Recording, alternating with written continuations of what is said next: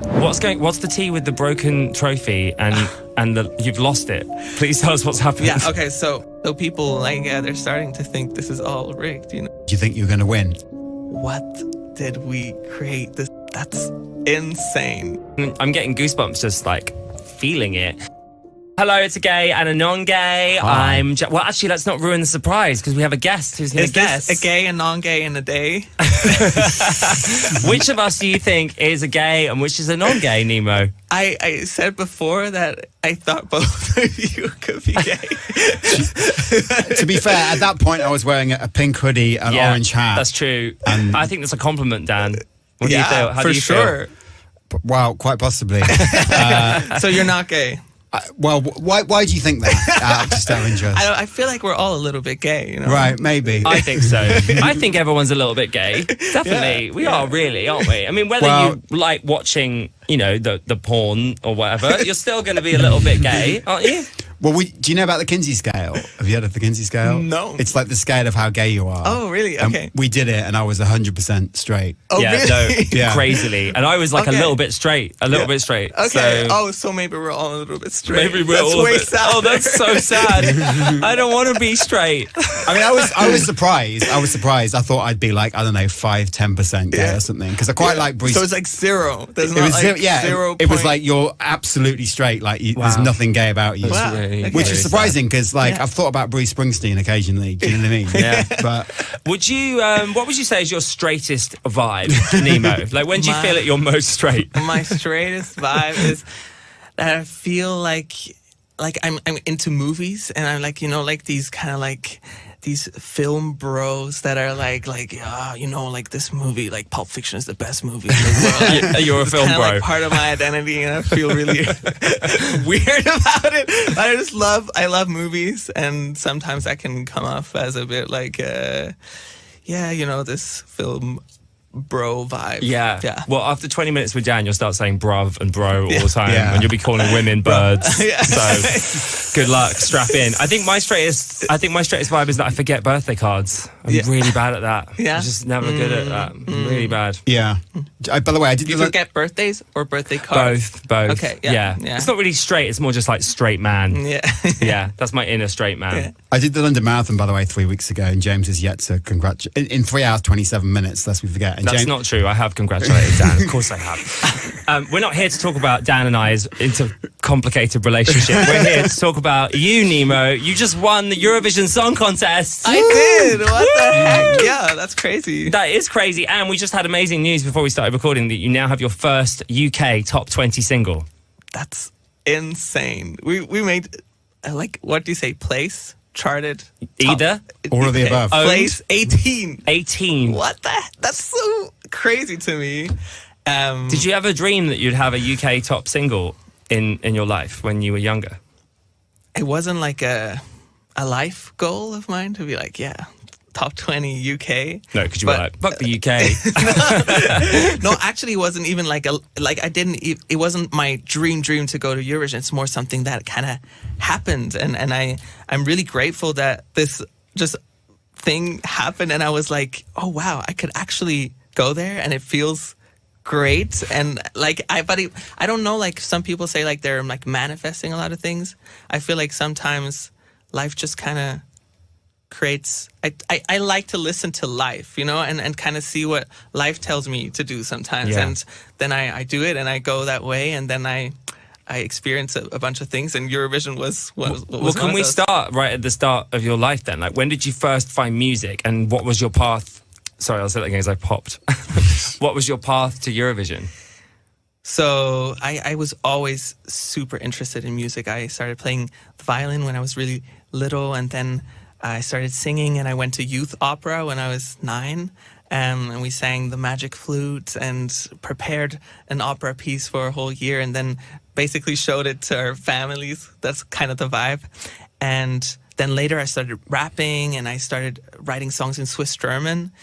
And I just always liked to create. I think I always had the need to kind of say something or do something. And after a while of doing Swiss German songs, I was like, maybe I should start writing in English, because this opens up a whole new playfield of collaboration. And I wanted to move to Berlin, so I started writing in English. And then one thing led to another, and I got invited to a songwriting camp in Zurich. And I thought they were inviting me as a songwriter for other artists to write songs for Eurovision. I was like, I'll do that. That's cool. I arrived the first day, and I got put together with Thea, who went for Austria last year.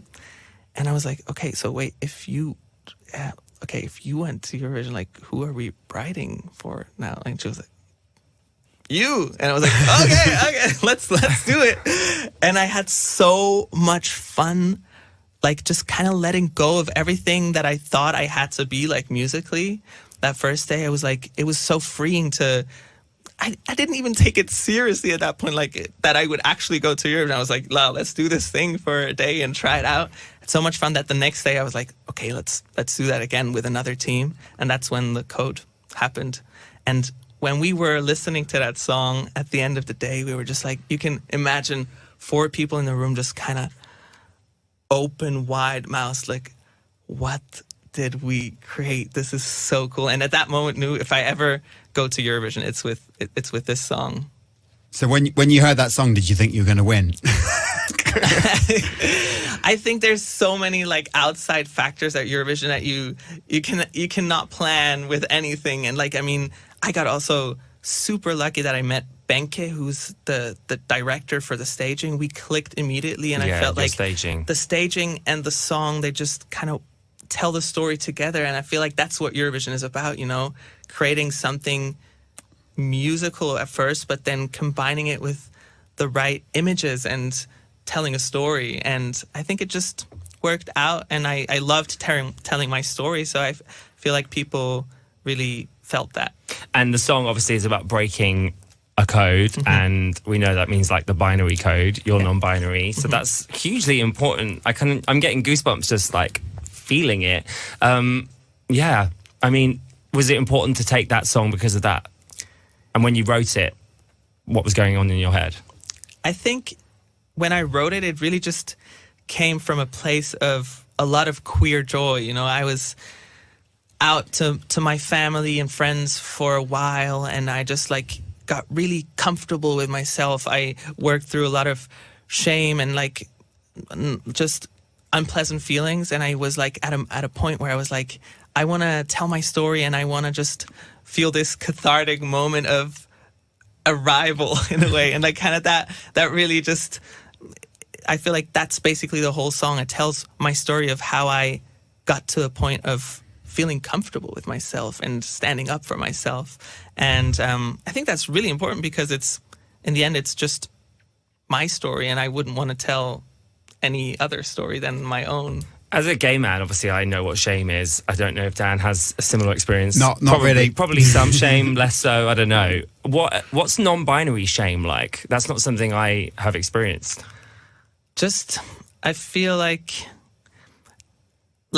for me, like, I think the hardest part really in my whole journey of being non-binary is, like, feeling very alone, and, like, not having the right words for it yet, not feeling comfortable enough to share it with my people and my community. And once I worked through that, and once I had more courage to open up, like, in my relationship at the time, or, like, with my family, like, things started getting so much better, because I mean, I was very privileged also, and I still am, to have a community around me that truly accepts me and that is just there for me, you know? And I feel like because of that, a lot of things got way easier for me. And I just realizing that people accept me for who I am, I think just has been such a huge part of feeling good for me. Yeah. What was your coming out like when you came out? I know that must be hard because you have to translate everything from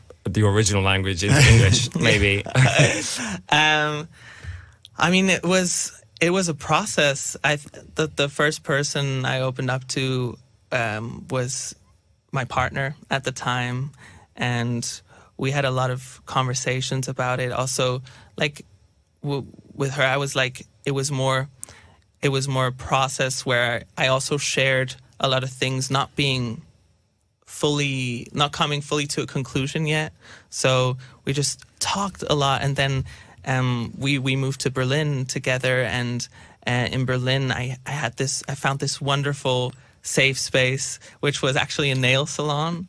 This is the coolest place in Berlin ever. Like, you just walk into the kitchen basically of the apartment, and there's like a whole nail salon in the kitchen. It's Tom's place, and he's a trans man, and like just the most wonderful person. And like his wife, they just like created a queer space where you could just totally be yourself, open up, have conversations. And I feel like so much of like me just also kind of trying myself out, feeling comfortable enough to really come out of my shell has been through Tom's place. And I think it's really important to have spaces like this, and to find spaces like this, especially if you don't find it in your family and stuff. Like, I want every queer person to know, especially non-binary people, to know that there are places for you if you don't have access to them, like through the internet, like or just try to find people that really accept you for who you are, even if it's hard. It's the best thing you can find, and I think it's so important to really put yourself out there, and then only through that you can truly ever find a place like that. So you're the first non-binary person to win Eurovision, right? And bizarrely, and let me just sort of get this right in my head, but you, in a sense, you don't exist in your home country, right? Because they don't recognise you as being non-binary, but you've been having some conversations with the powers that be, right? In Sweden, in Switzerland. It's okay. Switzerland. It's okay. They both start with an SW. Oh, I'm so happy. We'll expose Dan as being xenophobic. Switzerland, sorry, of course. Homophobe, xenophobe. Sorry, guilty as charged. Dan is literally the most wonderful ally in the world, so it's very funny for him to make a mistake like that. As soon as I said Sweden, I corrected and he's myself. gone so red. So you've been speaking to the Swiss authorities. That's not getting an edit, Dan. Don't try and do a pickup. the Swiss authorities. How's that been going? Yeah, so in Switzerland we actually have not one president, but 7. What? 7? Yeah, 7 presidents. And I bumped into one before Eurovision by accident. We were both getting our makeup done in a very different way. Got some powder, and I was like fully glad. Yes, of course. And we started talking, and he just wished me luck. And I was like, I texted him on like Instagram after that. I was like, hey, by the way, after Eurovision, I would really want to meet you because like we need to talk about like third gender entry. Like, I don't know exactly how that translates to English. It's like the Drittgeschlechtseintrag in Switzerland. And we have to make that possible in Switzerland. It can't be that like so many people don't get recognized and by the law, you know. And he was like, someone texted back, yeah, you know, like the president doesn't read his Instagram DMs, but we'll call you. I was like, okay, yeah, that makes sense. That makes sense. So after Eurovision, now we're getting in touch. Actually, today I talked to his assistant or like communications manager. He has the coolest name, by the way. It's like Oliver Washington. Isn't that the coolest name? That's such a cool name. Nice. So we're setting up a meeting, and there's a campaign rolling in at the same time called We Exist. Great. So we're just trying to put everything together and meet up like as soon as possible, and really like make this an impactful moment that hopefully can gain some momentum and cause positive change. Amazing. And do you think they want to do that? Yeah, I mean, they're super open about it. I don't really know a lot about like how the law actually works and how long it takes to. There's experts for that. I'm really glad I'm not going there by myself and be like, yeah. So then and then. You won't need to write the law. I think you're just the face, darling. Exactly. You're just the face. It's good. I'll just show up and look pretty. I feel like, in a way, I feel like Switzerland is pretty non-binary in general, just in the fact that the flag is a square instead of like a normal flag shape. Like, the emoji is a small square. So that is already, Switzerland is already breaking the binary of the world. So I feel like this is the charge forwards that you need to take. Yeah, and do you know what, like the stage, the Eurovision stage was literally a Swiss flag. Did you see that? Yeah. I don't think I noticed plus. that. It was a big plus. Oh my God, of course. Yeah, so people, like, they're starting to think this is all rigged, you know. This was all planned. The staging was amazing. How did that, I mean, I know you talked about who came up with that, but how did you learn how to do that? Because you're basically on what we would call a sort of upside down, it's like a medicine ball in a gym, or like a lazy Susan. It's like spinning. Like, was it difficult? The inspiration for that was a spinning top, you know, like Inception. But without the tip. Yeah. It took some time to get used to it. Like, I was really glad because I have an electric skateboard, and I've been like practicing on that like a lot. Like, when you accelerate, it's kind of the same feeling of like, kind of, you have to lean back a little bit, and I think that helped a lot with the balance. But so many people ask me if I have magnets in my shoes. Really? Yes, because I'm doing like this matrix thing where I like step out and then like but I don't actually have magnets in my shoes. But I got a little bit like upset with my director for not thinking of that, like for safety reasons after that. No, it was so much fun to learn all of this. Amazing. So it's obviously been like a whirlwind week for you. Can you even think about what's next, or are you just trying to get through? I just want to get into the studio, honestly. Like, I'm telling my team, like, okay, we need to do promo. I get it, but we need to make time for me just like going to the studio. I'm so inspired. I'm ready to write more and to create and just to collaborate. Now I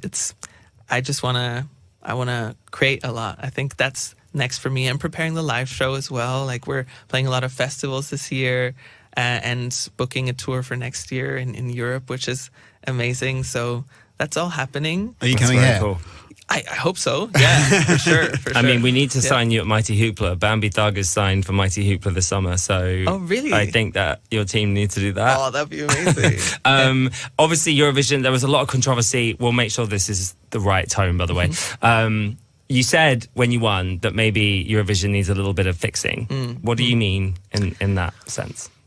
I mean, now it's coming to Switzerland, right? And I feel like I just want to be part of a positive change. I want to be part of a positive atmosphere. It was a pretty intense experience in a lot of ways. And I think the EBU already noticed that. And I hope they're just putting their best foot forward. Can you say that? Yeah. Is that a thing? Okay. Yeah. Well, cool. And I just want to like be part of the conversation. I think if we have it in Switzerland, I'd love it to be just like a good experience for all the artists and for the audience. And just, you know, Eurovision is about bringing people together, and I truly believe that. I've experienced that this year, like the friendships, the really meaningful connections I made. I'll have those for my whole life, and that's what it's about. And I want to make sure that that's what Eurovision focuses on and can do in the future as well. So I just try to be part of the conversation and fix Eurovision a little bit, hopefully. Yeah, that sounds like a good plan. What was it like backstage then between you all, where you were, you know, up against this conversation and trying to get on with doing your job as artists and trying to bring queerness to the mainstream, which you did so successfully? How was that experience? That must have been really powerful. Yes, like I feel like the amount of queerness was really felt, and I feel like it brought us together, and there was like a lot of bonding happening. I feel like someone told me, you know, like that has been to Eurovision a couple of times, like it's always like, we'll see each other again, and then you might like stumble upon each other a while later or so, but like they said they truly believe this year is different. Like I feel like we're really gonna be part of each other's life in one way or another. It's like a little family that we created, and that's what I think, what I'm gonna remember after all of this. Like that's what will stick in my mind, and I hope we can just build on that. You obviously made friends with Ollie, our blessed Ollie Alexander backstage and through the week and months that you were working together. How are you both? Is he okay? How's he feeling? Oh, you'd have to ask Ollie that. We've been texting. Maybe we can meet in London. I think I'm only here for 2 days, so it might be a little bit tight, but I'll be back. He was the sweetest person ever, and his whole team, like, just, you could really feel the kindness. And you know, like when one person radiates kindness, it just attracts the right people. And I feel like he really has the right people around him. Like his whole team, like, kudos to him for creating that space. And the staging was amazing. Yes. What the fuck? It was Pet Shop Boys 2024. I can say it. No, you can swear this one. This is one you can do the C-bombs, the F-bombs. Yeah. No, really incredible. Like, for me, one of the top stagings this year. Yeah. And Bambi. Like, Bambi's staging was amazing. Their staging was mind-blowing as well. Yeah, Bambi was so fantastic. Oh my God, I love what they said as well. The queers are coming. Yeah, they are. It's so good. Listen, thanks so much for passing through. And Oh wait, luck. I definitely have another question. Well, go on. I can't remember what it was, so I was letting you do one. Well, I'm out. Wait, no. But we've been chatting for quite a while. 20 minutes. So that's... what was it going to be? Oh, Nemo, I don't want to lose you and then forget what it was. Can I say something? Yeah. Because I've never said... My plan was actually to say that in every interview at Eurovision in hopes that it would actually help me. I don't know if I'm in the right place for that because we're in the UK right now, but I'm looking for an apartment in Berlin, 4 rooms, a shared apartment with like some friends of mine. So if you know anything. So you're looking for 4 rooms? Yeah, because we're 3 people and we want to have like a studio in there as well. Oh, nice. So you don't want to live in the UK? Maybe. Okay, if I get a really good offer in London, then I'll take a 4-room apartment for my friends and me as well. Before we let you go, I want to know if you have, what advice you have for non-binary babies who are listening and don't know how to express who they are yet. Wow. Just talk to people you trust. And if you don't have someone you trust right now, then try to access someone maybe like through the internet. There's so many amazing communities out there, or try to like find maybe a sense like a community in your hometown or something. Like, just, I think opening up, like talking to people and just having the conversation is what really helped me. And I always feel like I have a lot of different versions of myself like I carry from the past. So I wonder if you do the same thing, and do you ever give advice to your younger self? Oh yeah, I had like Luna from Poland and her friend. They told me about like kind of like a meditation or like an image you can have, just like kind of when you're experiencing a lot of anxiety or stress, you just kind of like, you go back in your mind and you just give your younger self a hug first, and then you wait and you imagine that you're your younger self and you give your present self a hug. And I do that every now and then. It's really healing for me. It's like I just love to know that I think my younger self would be really, really proud of me right now, and I'm really proud of my younger self too, in a way. Like just thinking back and loving yourself like that is, I think, really important. Definitely. Yeah. I remember the question I was going to ask. Okay. What's the tea with the broken trophy and you've lost it? Please tell us what's happened. Yeah. Okay. So I lost the trophy. No, wait. First I broke it. Then they gave me a new one because they were prepared, which was like, okay, good job, Eurovision. Then they took it away again because they were like, this is not the official one, you'll get one. But then we didn't actually get one yet, so I'm not sure exactly what's up. Like the producer from Switzerland, he said like, yeah, just I put everything in your bags, you open it up like at home. And so I was like, oh, when I was at home, like the trophy's not here. And it was like, God. I didn't see any trophy. And now we're like, okay, where's the trophy? And we have to find it, and we don't know who the suspects are yet. But this feels like a podcast series. Where is Finding Nemo's Finding Nemo's Eurovision trophy? Yeah, exactly. I'm sure we'll find it. Who's your number one suspect? Ollie Alexander. Bambi. Probably. Ollie, come on, step forward, Ollie.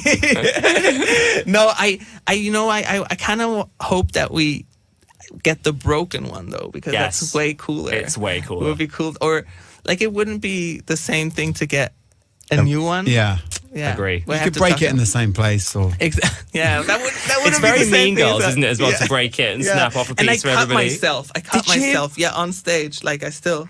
We all wear our scars, though. Yeah, exactly. This is my Eurovision scar now. We love you so much, Nemo. Thank you. Thank you for coming on Again and on Gay. Yay. Yeah, see you soon. That was amazing. Thank you.